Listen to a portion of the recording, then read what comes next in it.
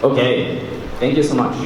So, first off, just a reminder, for the duration of the assembly, please make sure that your phones are not out. Make sure that you don't have any headphones in. Okay, we are being respectful through the duration of the presentation. So if we do see that you guys' phones come out, there will be teachers coming around to make sure that we hold on to them until the end of the presentation. Okay, we are just being respectful listeners.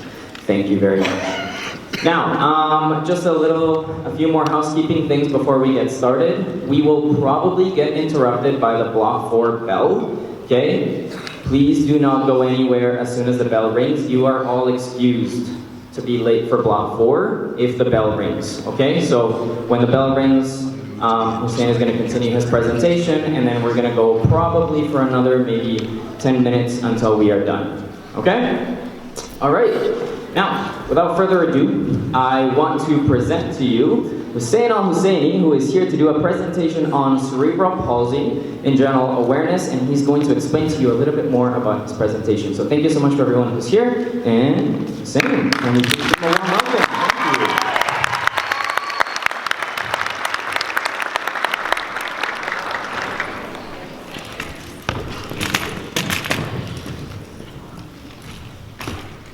Hello, how are you guys today? That's great. Great to hear. So my name is Hussein Al-Husseini, and today I have the honor and privilege of presenting a little about cerebral palsy, which was the diagnosis I was born with. Just before we begin, I would like to make a treaty acknowledgement. I'd like to acknowledge that we are on Treaty 6 territory, a traditional meeting grounds, gathering place, and traveling route for the Cree, Saulteaux, Blackfoot, Métis, Dene, and Dakota Sioux. We acknowledge the many First Nations, Métis, and Inuit whose footsteps have marked these lands for centuries. I would also like to give us technical difficulties.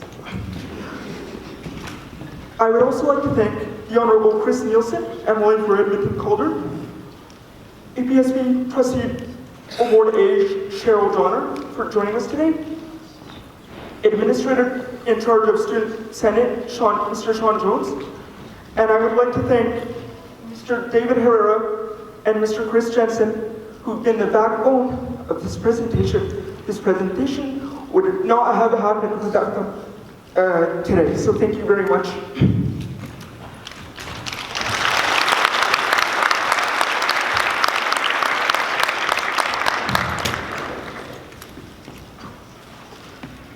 So my presentation is going to consist of some of the science behind cerebral palsy and also my journey throughout life with the disability.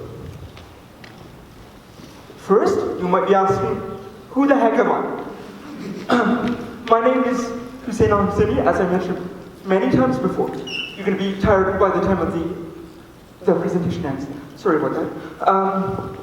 I'm 18 years old, and I come from a family of 5. I have a twin brother who's not affected by CP. That's why I got the brains and he's got the legs. And I have a sister who's 8 months and a half older because I was premature, but more on that later. I'm a huge Oilers fan. My favorite player is Adam Larson, even though I'm wearing a Clef Bomb jersey. I've got to fix that, I don't know why. I'm part of the drama team here at Queen Elizabeth High School. I like to think that I'm better than Leonardo DiCaprio, even though that's not the case. I like to channel in my Leonardo DiCaprio sometimes. That's why I like to act. And here I was the Tin Man in The Wizard of Oz. And I got the honor and privilege to direct one of the plays here, The Lion, the Witch, and the Wardrobe, that happened last semester. What is cerebral palsy?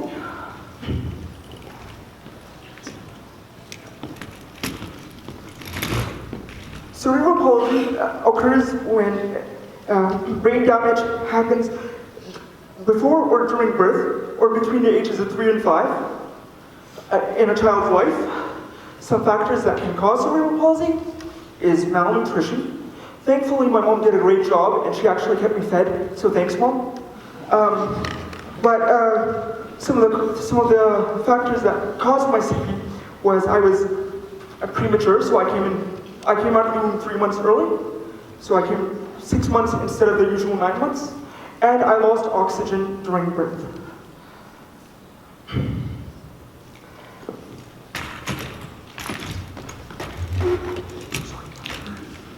My bad. This happens all the time.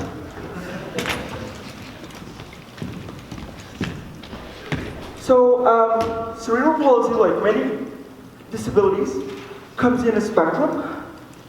So there are 4 categories that categorize cerebral palsy.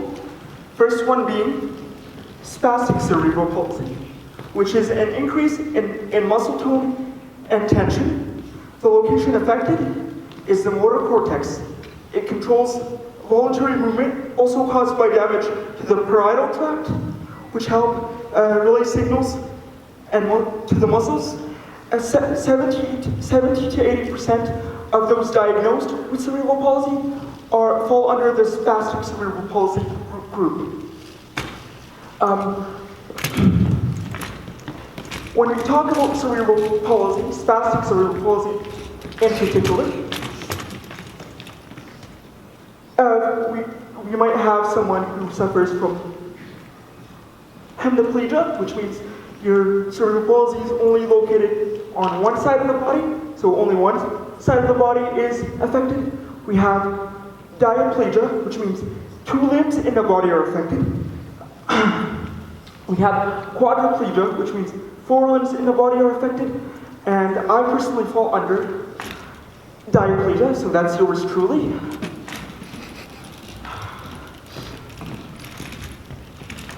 Then we have athetoid CP, which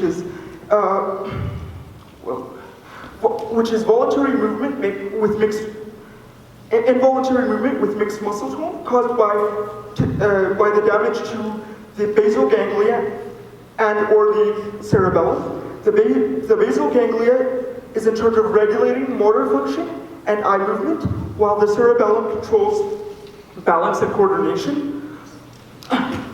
With athetoid CP, I previously mentioned that it's mixed muscle tone. So with athetoid CP, you could either have hypertonia, which is too much muscle tone, which results in very stiff muscles, and it becomes very hard to move, or hypotonia, which is decreased muscle tone. You become very flexible, like a stretching band. And 10 to 25% of people diagnosed with CP have athetoid CP. We have dystonia on the far right there. Dystonia is caused by moving and twisting of muscles. It's like abnormal movements that cause twisting, caused by damage to the cerebellum. It is commonly associated with athetoid CP or spastic CP. In my case, I did not suffer from dystonia. Last but not least, we have astic CP, which is voluntary effort interrupted by uncontrolled movement, causing lack of balance and coordination. And 5 to 10% of people who have CP have astic CP. As you can imagine, I'm not the only one in the world diagnosed with CP. So I wanted to engage my fellow students who also have CP and get their thoughts and their experience with CP. So enjoy this brief little video.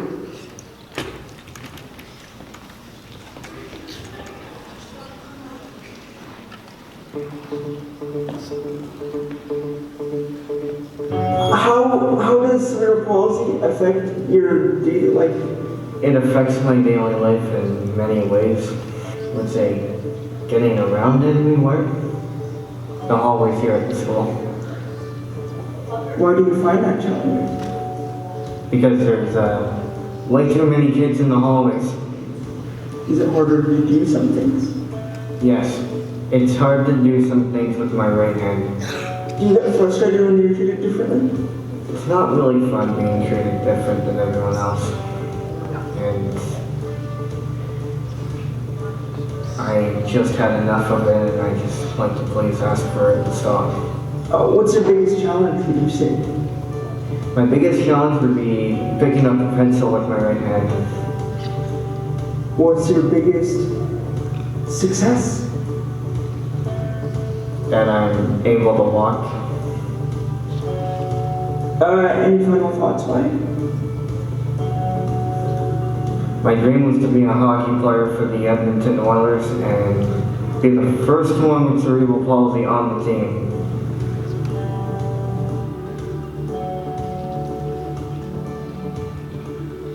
Can you tell everybody what your name is?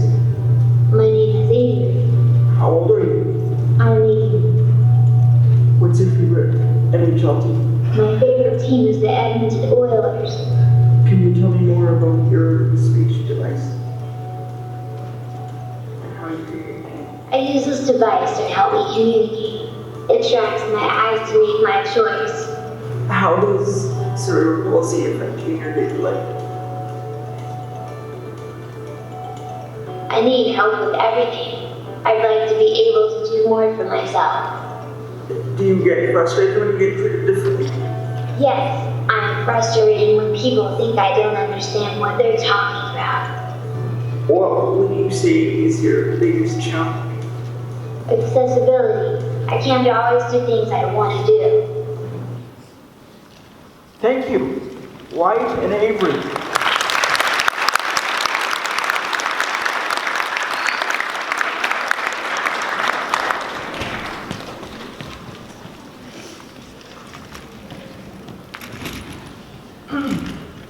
Now a bit about my journey throughout my life with CP.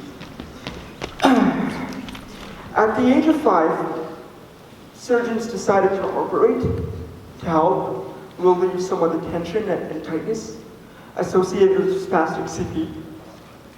Surgeons selectively destroyed problematic roots to the spinal cord to relieve the negative symptoms of neuromuscular conditions such as spastic diaplegia.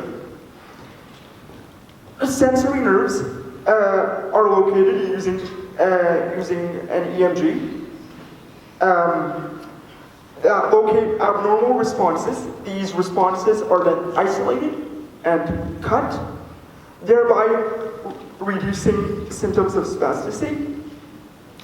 Spasticity is increased muscle tightness associated with CP. Difficulty in stretching because there's a lack of signals from the brain telling the muscles to relax.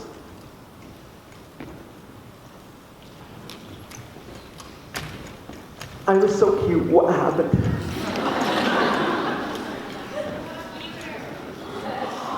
Thank you very much. Wow. My second surgery happened around 2009. I've had 4 procedures operated at the same time.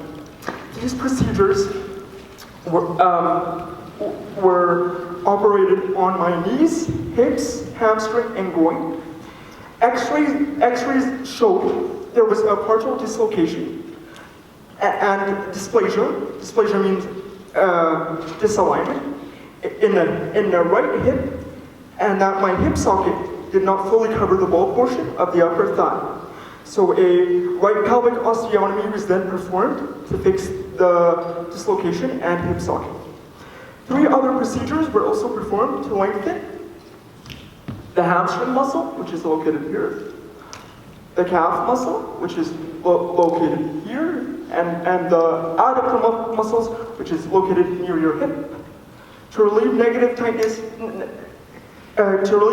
and pain, and increase mobility.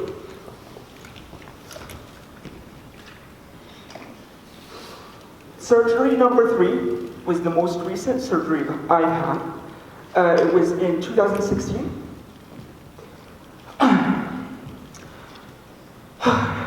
At 14 years old, it was found that I had deteriorating function of my lower extremities, deformity, and muscle tightness.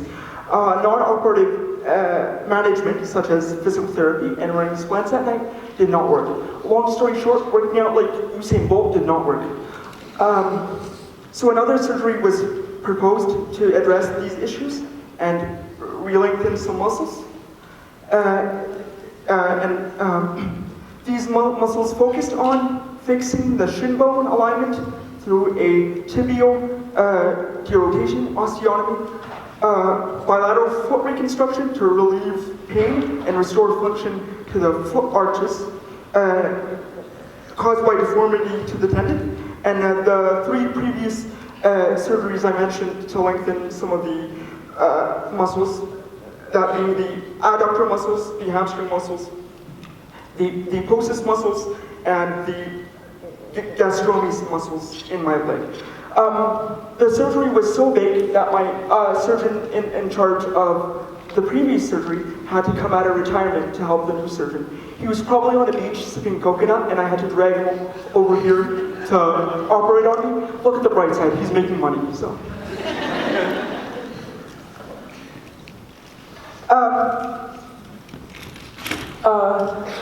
But when the surgeons called me in, and they said, we're going to perform this on you, it was really challenging because this surgery came with one of the hardest challenges I've ever had to make in my life. I was given 2 options. Option number 1 was I'd come in 3 summers in a row, sacrifice 3 summers in a row, and endure pain and endure pain 3 times in a row. And keep in mind, I'm not the only one in pain here. My family would have to suffer emotionally because they'd see their sibling / son in pain. So so one option was to come in 3 summers in a row and do it little by little instead of having 8 procedures done at the same time. The second option was I'd get it all done at once. But it comes with a catch, actually. If I choose the second option to do it all at once, I had the risk of losing my walking for good. So it was a very big decision. My parents did not want to sway me one way or the other. They said, Hussein, you're 14. It's your body. You choose. This is where my faith came into play. I am a Muslim. And what my faith helped me decide was whether I wanted to go through with the surgery all at once or have it divided. I believed that if I was meant to lose my walking, I'd lose it no matter what, because it was written. And if my walking were to go, it'd be written. And my walking could not be taken away no matter what. If I was meant to walk, I'd walk again. If I wasn't meant to walk, then so be it. So, being the faithful person that I always try to be, I went forward with the second option, which was to go through the surgery all at once. And thankfully, I'm standing here today in front of you, and I did not lose my mobility.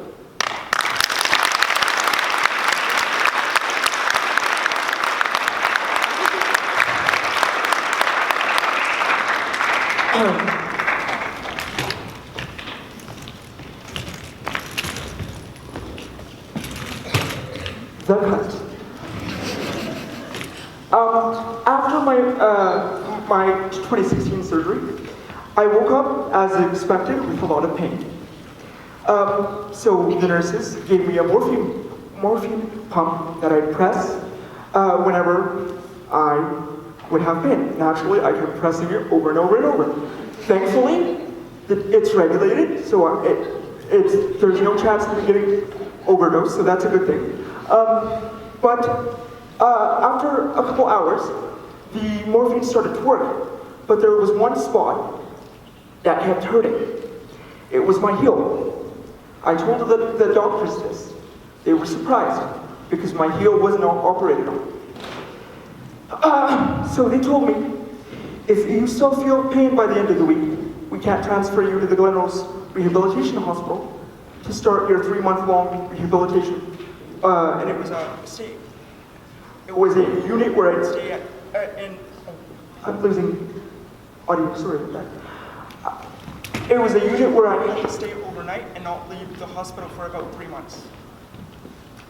So, being that I wanted to get my rehab up and going as soon as possible to decrease the chances of me losing my walking for good, I channeled in my inner Leonardo DiCaprio and I said I was fine. I do not recommend this. Please don't. If you're in pain, please tell the truth. Essentially, I didn't. So I went to the Glenrose.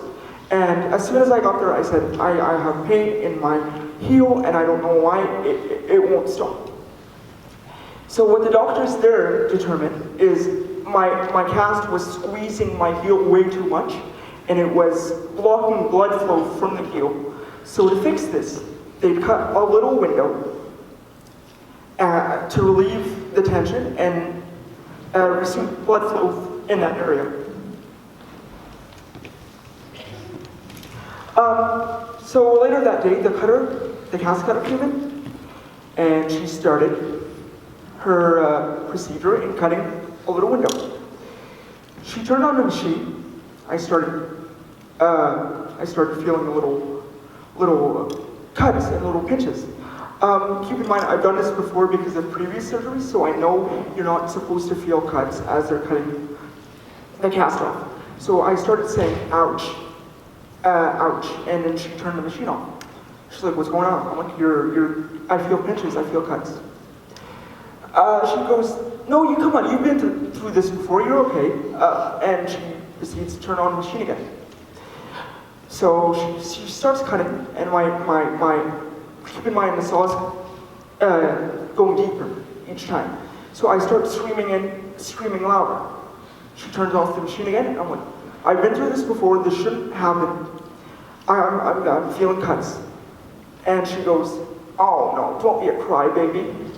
And continues and proceeds to turn on the machine for a third time. At this point, I've screamed the loudest scream I've probably ever screamed in my life. Nurses from the next ward probably came running to get tickets to my opera show from how loud I was screaming. And at this point, my mom's like, stop it. I know my son. He can handle pain. This isn't wrong. So she lifts a portion of the cast that she already cut. And I kid you not, blood started rushing out like a water fountain. Turns out they cut 3 inches deep into my heel. And the first thought that came to my mind was, wow, I'm gonna be rich.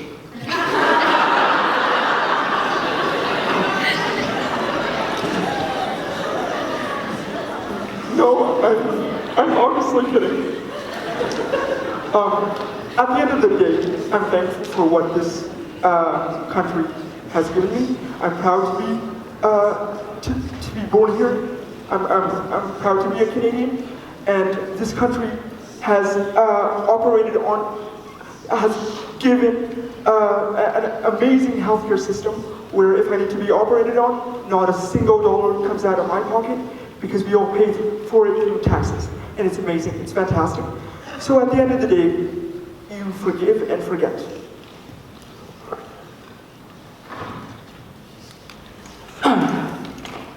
After 2 weeks, rehab starts. Keep in mind, I rehab through every surgery, but I'm focusing on the most recent one.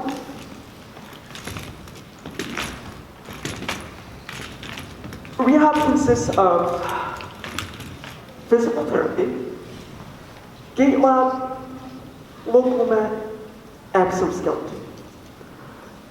The gait lab was used to monitor some of the muscles and kind of determine what needs to be done in terms of treatment after surgery. It's amazing how far technology has come. They're able to track my muscles using sensors. Here's the weird part though. they had to use Scotch tape to tape the sensors on. So essentially, you get a free waxing at the end. Good 2-for-1 deal. Then came the local mat, which was a treadmill with also robotic limbs, which I'm not wearing because I still have the cast on. So essentially, the robotic limbs that are stationary, and you kind of work out your muscles and get them stronger again. The exoskeleton was by far my favorite and the most embarrassing. I'll get to that in a moment. The exoskeleton is basically a better version of the local mat. It's not stationary. You can move with it. So I had to balance by myself with this using crutches.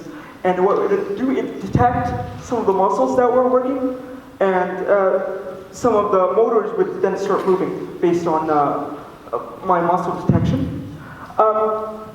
This discovery was I was actually part of research, so I helped research this. I know I'm so smart. I did this for 2 months. 2 months of exoskeleton, and at the end we had an unveiling for the results. And we had media invited, to kind of unveil the awesome things this machine has done for patients with CP and spinal cord injuries. So naturally, the reporters, they're very nice, and then they ask, how has this changed your life? What are some of the difficulties you encountered using this? And so on and so forth. So a lot of the other patients present and the therapists were kind of tense because it's so serious and they want to get this right. So the comedic part in me wanted to kind of relieve some of the pressure. So I said, I'm the new Iron Man. Except I have a black suit, and I'm going to help Iron Man on his mission. I know, not funny at all. Next thing you know, literally the next morning, every single headline in the city said what I said. Even a special broadcast at 6 in Global News recorded me saying it, and they put the Superman theme behind what I said. Like, they couldn't even get the music right. They had to license the music to use it. So good job, guys.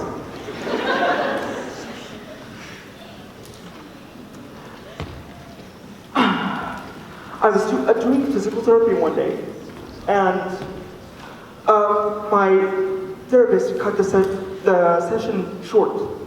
I was confused because they're an hour long, and we only did 30 minutes. But hey, I'm not complaining. Anything to finish early and not work out like Usain Bolt is a plus. So we went up to the unit, and I recognized the hockey players while they were turned around from the back of their heads. And the inner fangirl in me started panicking because I knew who these guys were. Adam Larson turns around and goes, hey. I go, hey. He goes, who's your favorite player? I go, at the time, Cam Talbot was playing for the Oilers, so I go, I'm so sorry, it's not you. It's Cam Talbot. Now he's the worst because he plays for Calgary.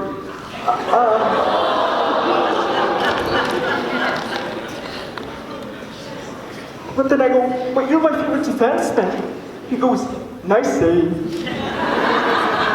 We played a lot of foosball. He was by far one of the people I bonded to the most. The reason I mention this incident right here, is because these visits happen every year around Christmas. And for people who are in a hospital, suffering with a lot of pain, a lot of rehab, right, who might be suffering from with mental health because of all the pain they've been through, these events help ease the patient's pain throughout the day. You have no idea how big of a difference it made in my day, just knowing that they took time out of their day. Even though like 3/4 of them are not Oilers anymore. But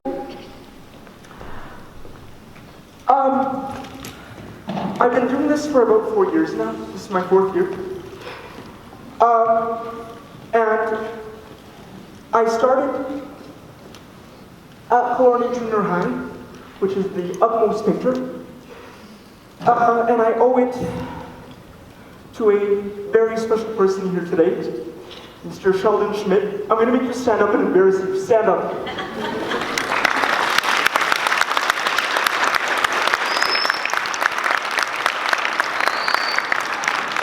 He was the assistant principal at the time for my school. Basically how this happened was I came back from surgery and I, for some reason, felt like the atmosphere at school changed. To this day, I don't know what changed. I don't know if it did change. I don't know if it was just to do with me. But I was in Arabic class one day, and the teacher's lecturing. All of a sudden he goes, okay, take out your booklets. And I go through my bag, and I can't find a book. At this point, I start crying like I'm in a soap opera. And he goes, calm down, I can get you a new booklet. I'm a terrible student, I lost the booklet. This is terrible. He goes, calm down. He gives me a new booklet, I continue on with my day. I go home, and before I sleep, I usually think to myself, I do a lot of thinking, because I'm philosophical like that. And I go, wow. Hussein, what happened? You broke down, and you don't usually break down easily. You need to fix this. Get your grip together. What are we going to do? So I said, okay, I'm going to go to Mr. Sheldon Schmidt. Mr. Schmidt, I don't call him by his first name. Disrespectful, guys don't. And I'm going to tell him that I need his help because I can trust him. And I said, I'm not going to cry. Guess what the first thing I did? I cried. And he goes, okay, how can I help you? I'm like, I don't know. I just want people to know what I've been through. He goes, why don't you make a presentation to show what you've been through for the last year and a half? I go, okay, great. Bless his soul, he calls CP Alberta, and I get in touch with this person named Carlos, who helped me make my first presentation. And about a month later, my Arabic teacher took time out of his day to allow me to come in to present to some grade, to 7th graders. And I did my presentation. Everyone was super excited. And at the end of my presentation, both my teacher and Mr. Schmidt came and he said, you know, you've inspired us here today. I didn't believe it, to be honest with you. But then the following day, my Arabic teacher comes to me and he says, you know, you made a difference. And I'm like, how? He goes, a girl was watching your presentation and she wanted to try out for the soccer team, but she decided not to because she'd never make it. After watching your presentation, she goes, if he can be here today with a bunch of positivity and a bunch of strength, despite all he goes through, what's stopping me from at least trying out? She tried out, and she got it. So it was at that moment that I knew these presentations weren't just beneficial for me, for my well-being, but they're able to help many people who need motivation. And from that point forward, I came and I started doing these set sessions, which is flex, with Mr. Herrera about my cerebral palsy. Essentially, this year came around, and I was talking to my drama teacher, Mr. Jensen, and he goes, you know, you can do this on a bigger scale. I'm like, how? He's like, why don't you try to invite as many people as you can from around this district? And being a student senator, I had access to senators across the district, and I kind of motivated advertised my event, and that is why you're here today. Emil Zer, thank you for coming. And so then I went to the one and only Mr. Herrera, and I said, hey, I need your help. I'm planning to make the biggest presentation yet. He goes, okay, Hussein, how are we gonna do this? I'm like, okay, I got the student senate, so I'll advertise this, but I need your help booking the gym and making this the best presentation I've ever done before. He goes, no problem. And this presentation is going fantastic because of this guy.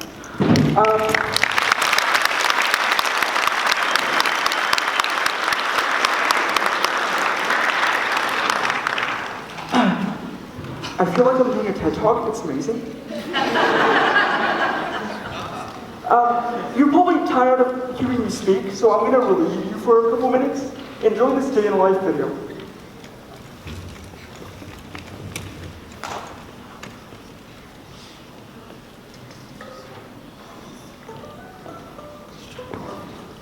I start my day just like any other day, and like most people, except that I do need help with putting on some clothing when it comes to my lower extremities, and my mom is always there to help me do so. Thanks, Mom. Because I can't reach my lower extremities, it is very hard for me to put on articles of clothing, but as you can see, I have no problems putting on upper body articles of clothing, such as my shirts. And of course here, I am brushing my teeth, just like I hope all of you do in the mornings.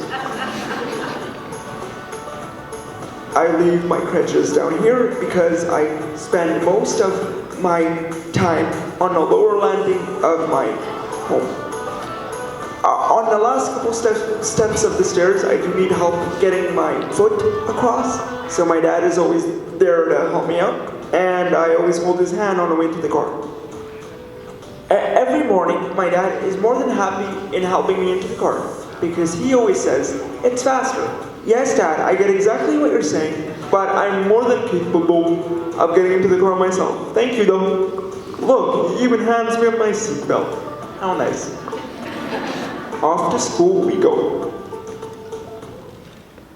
Every day when we get to school, my dad brings out my motor vehicle from the back and sets up my Ferrari on the ground before I get out of the car. This was shot in a nicer day in terms of climate. I want you to imagine having to go through the walker with snow and ice. It is very challenging to do so. Even though it's a couple of steps, I still do struggle with it because my wheels get stuck in the snow and slip on the ice. I get help putting the bag on, my walker, and I'm off. Walking in the hallways is a challenge throughout the day because it is so crowded, but no worries, I just run people over to get them out of my way.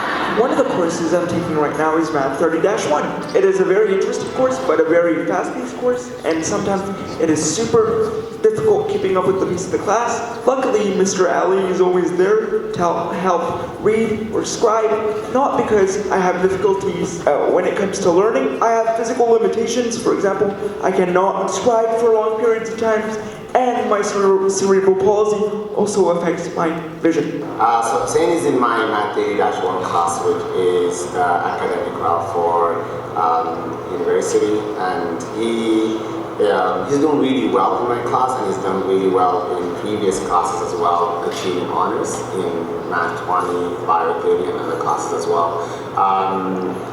His disability does not affect his achievement. He's not someone who is shy to ask questions and ask for help if needed. So he's doing really well in my class.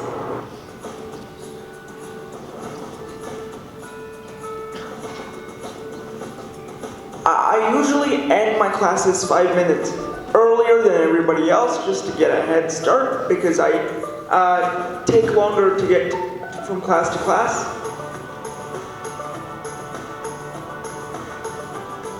I spend the majority of my spares at Queenie's Success Center, which is a room reserved for people who might need exam accommodations or a quiet place to write. This is Mr. George. He is an educational assistant who I always come to for tutoring or scribing or reading during an exam because of the difficulties I previously mentioned. My name is George, and I am an EA here at Queen Elizabeth School. I am assigned to the Queen Elizabeth Success Center, where we do exam accommodations and help students succeed in the work when they have issues or concerns or questions. With Hussein, I am usually his scriber. Sometimes I will read with him, and I will also help him with his material by giving him extra tutoring help. Always opening the door, having an open door here, and always any student really welcome to come in and get tutoring help or any kind of help that they need. The same thing, right? Minus to execute. Plus his. Hussein's strengths are mainly on his effort. Hussein has always put in great effort into his learning. He always takes the extra time to make sure he understands the material. And in our specific room in the Success Center, Hussein's actually become a role model to many of the students that are here. Many times, Hussein will be sort of almost my assistant. When students have questions on some of the material that Hussein has covered, I will kind of refer to Hussein and get him to participate sometimes in helping others as well. So Hussein is a big part of the culture that we have here in this room. So in other words, sometimes Hussein has to teach me this stuff first. And that's why I'm here to teach you. then you teach me after I teach you, because then you grasp it more. Weaknesses, I would say Hussein, sometimes his anxiety. I think most students have a certain anxiety when they're writing exams or have an assignment that's due, and so sometimes that anxiety interferes with a successful exam or assignment. So sometimes we will go that extra mile with Hussein to focus, reread some material, or even sometimes I will notice that anxiety will affect the way that he is seeing some of the questions or how he is asking them to be scribed. And so sometimes I will question him when I notice that it's not, that he doesn't understand the material, but that he needs that sort of extra set of eyes to make sure he's on track. Our sessions usually get interrupted because Mr. George is not only here to assist me, but he's there to run the Success Center and also assist any other students who might need assistance. I try to do the best I can until he is able to come help me again. Off to drama. Oh look, here's my drama teacher right there. High fives are always dangerous. I almost had a collision there.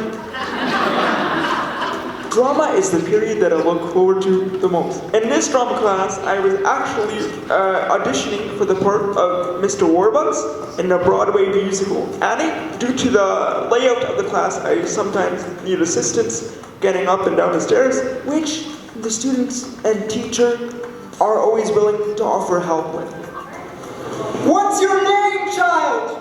I haven't got any last name that I know of. So you're just Annie, huh? Just Annie. I'm happy to say that I've got the part, and come May, I will be starring as Oliver Warbucks, the rich billionaire, in Annie, the musical. Now I'm on my way home. This always happens. My bag gets stuck in between the doors. As you can see, I have no problems getting into the car. My dad was just being very helpful in the morning. That's not me, that's my twin brother. Do not be alarmed.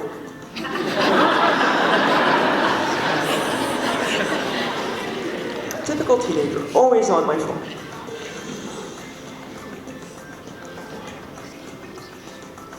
As soon as I get home, my mom helps me navigate through the garage because it's very cramped, as you can see. As I would imagine, like most of you, the first thing I do when I get home is take off my shoes. As I mentioned before, it is very difficult reaching my lower extremities, so my mom is more than willing to help. I do take off my braces at home because they mainly just offer protection in this stage of my life. As soon as I take off my shoes, I head to the kitchen sink and conduct a holy wash called wudu. It is performed to cleanse face, hands, and feet before prayer, as we need to be cleansed on a spiritual level before starting prayer. It is difficult for me to reach my feet during wudu, so I require assistance in reaching my lower extremities. As a Muslim, I do pray 5 times a day. During our prayers, we do stand, bend over, and kneel with our foreheads flat to the ground. But because of my physical challenges, I do pray on a chair, and that is an accommodation for me to be able to conduct my day-to-day prayers. Hello. My mom made her famous kubinade. It is raw seasoned meat, which is very tasty. My compliments to the chef. Thanks, Mom. As you can see, I head downstairs and grab the crutches from where I placed them in the morning and head straight to my room to finish any homework or assignment I need to complete. And of course, I brush my teeth once again, as I hope all of you do. Before bed, I place my crutches beside me, then it's time to go to sleep. Good night!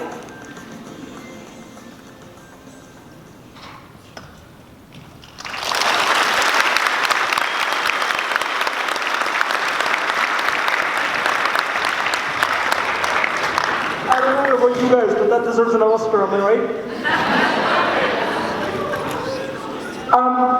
As you can see, I try to do the best I can every single day, and I owe that to my mom, who has been here since day one. She is my rock. She has been with me through. I'm making you cry. Sorry, Mom. She has helped me whenever I needed it. My siblings do too. So thank you, siblings.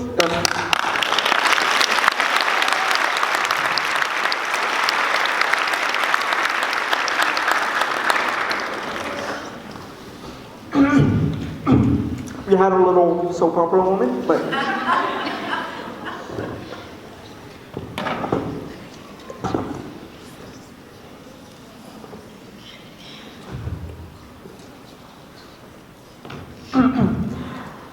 I'm going to talk about some of my challenges I endure on a daily basis. Muscle tightness is huge because I suffer from spastic CP. This is more common in the winters. Sometimes I need WD-40 to get out of bed. It's very frustrating. Sometimes I get pain. This is a big one I'd like to improve. I struggle with my social life a lot of the time. I feel like sometimes my disability gets in the way of having a social circle. I think it's because people see the walker and are afraid to offend someone with a disability. If anyone knows me, I'm very comedic. I make fun of myself every day. And I like to put smiles on people's faces. So my message here is to look past the disability, and I'm thankful for the friends I have, for sure.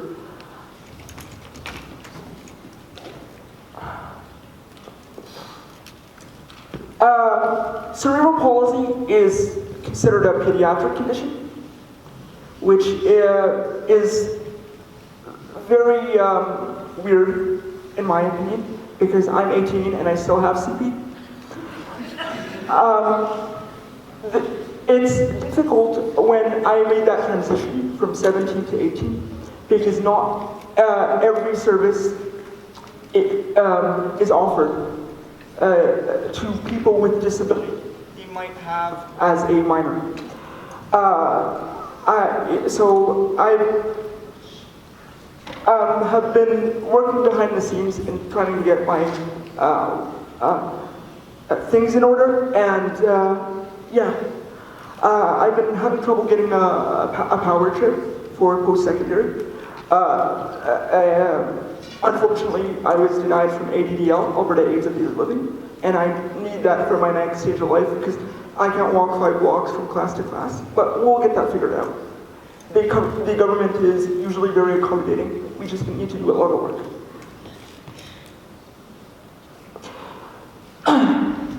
Some challenges I probably have to face in the future that I think about a lot of the time. I don't share this a lot, so my mother might be surprised by some of this.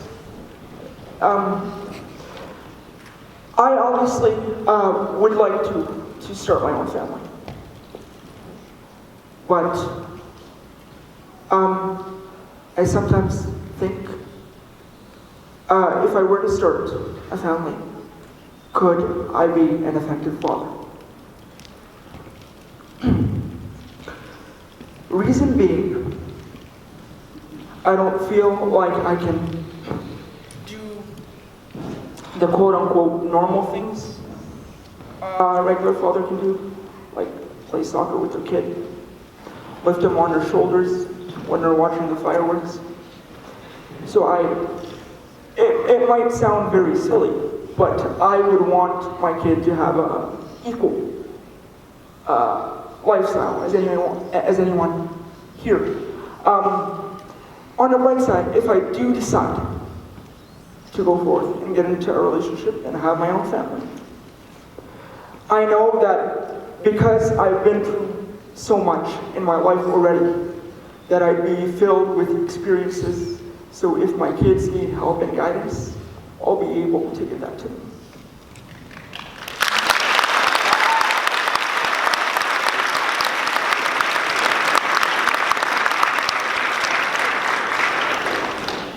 I have a dream. Martin Luther King. I have a dream of one day becoming a physical medicine and rehabilitation doctor.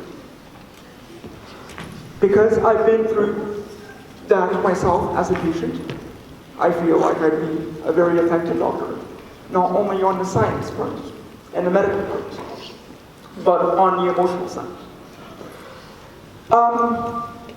I do realize that medical school is very competitive and very challenging, and I don't know what challenges I'm going to face in the future, but I do have a backup plan. Like Mr. Chris Nielsen here, I hope to one day, if medicine is not my path, pursue a career in politics. Because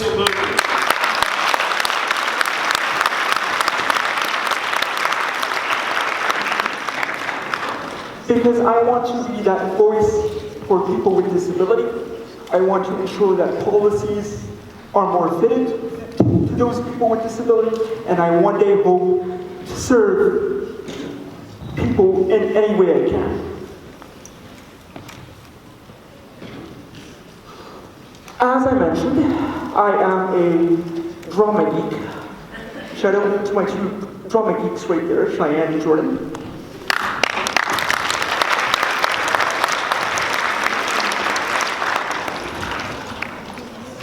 So, last year, I participated in my first play, The Wizard of Oz. I auditioned for the role of the Tin Man purely because of one thing. He was made out of metal. I had a metal walker. Tip on aluminum close enough, give me a break. And I'm happy to say that the show was a success. I did a lot of dancing and a lot of singing. I'll share with you a little secret. My dancing looked like I had a few drinks. But hey, I did it at the end of the day.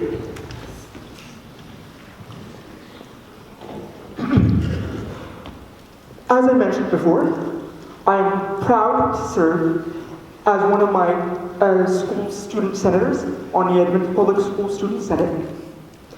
I started my work last year when I entered grade 11, And I was nominated by Ms. Vandal to become one of 2 student senators to represent Queen Elizabeth High School.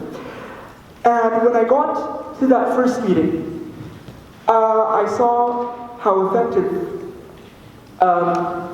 this student body is. The Student Senate is in charge of collectively to gather student feedback. They use the feedback to prioritize areas of focus. From there, they develop a work plan throughout the year. The Senate meets monthly to work on projects and give progress updates to the board of trustees. Last year, I decided to therefore run as one of the 3 student trustees to serve over 100,000 students. And I got to work with Mr. Sean Jones, if he's here today. I don't know, stand up. Okay. It's okay. And as a student trustee, I got the privilege to work with Trustee Cheryl Donner. Is she here today? Awesome! Trustee Cheryl Donner! I had the honor and privilege of working with her, meeting with her 3 times a year, and all the trustees were super engaging and they wanted to make our education system better, so shout out to the trustees.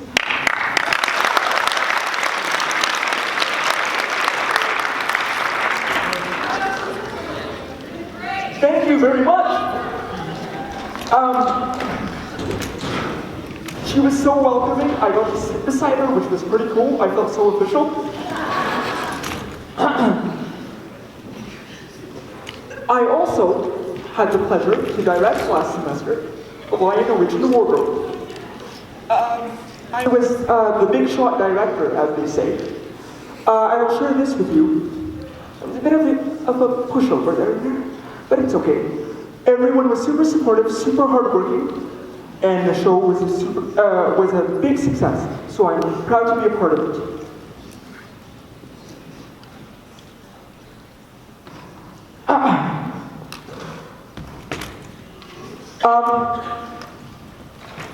When I was younger, I've always had the mission to break down barriers from a young age. Insert running club. My elementary school was running a program called the Running Club. See what I did there? And I decided to participate. I only got the opportunity to run once a year versus the 4 times a year we usually run, but that motivated me to work out even more harder and become the best runner I can be. Just imagine this, like a guy with a walker running a meet. Like, how effective is that? I came in 10th every year. But I wasn't competing with the other athletes. I was competing with myself. I was challenging myself. Yes, I came in 10th, although I could beat Usain Bolt any day. Yes, I came in 10th every year, no, seriously. But at the end of the day, I was very proud of myself, and I was very proud of what I accomplished. And if there's anything I hope you take away from this presentation, is the only person you're fighting and you're competing with is yourself. It's been a long road for me, and it's not ending here. But I do not know what you're going through on a daily basis, so I'm not going to say that I deal with something bigger, because that's not where I'm going. Where I'm going is, every one of you has the capacity to do something great, despite their challenges. And if anyone tells you there's a formula for happiness and success, I'm sorry, but that's not the case. It depends on your circumstances and how you handle these circumstances. I have a disability. Do I choose to let it get in the way? Absolutely. Absolutely yes.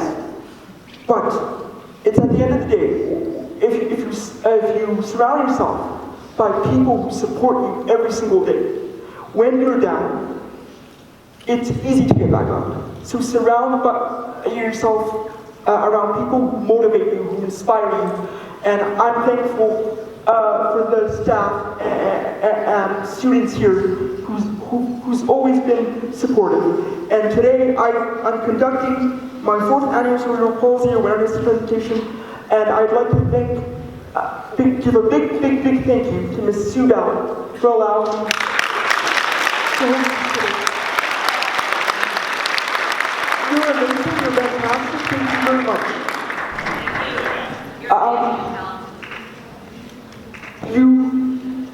You are amazing, you are fantastic, and this is me signing off. Thank you very much.